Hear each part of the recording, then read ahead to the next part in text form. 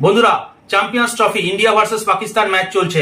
পাকিস্তান মানিয়েছে 241, all wicket down হয়ে গেছে। আমার মনে হচ্ছে ইন্ডিয়া 45 ওভারের মধ্যে এই টার্গেট অ্যাচিভ করে নেবে। বন্ধুরা, একটা সময়তে যখন ইন্ডিয়া পাকিস্তান ম্যাচ হতো তখন চারিদিকে পুরো সান্নাটা হয়ে যেত, কোনো গাড়ি ঘোড়া চলতো না, কিচ্ছু হতো না, এক একটা করে উইকেট পড়তো আর বাজি ফুটতো।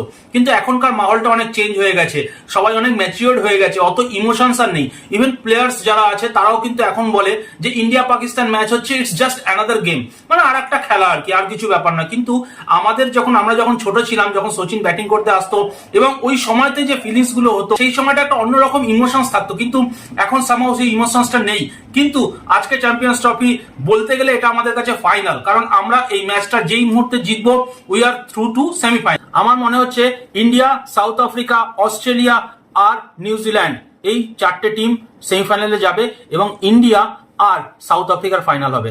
দেখা যাক কি হয়। বন্ধুরা, কমেন্ট সেকশনে আপনাদের মতামত জানান। ভালো থাকবেন। জয় হিন্দ।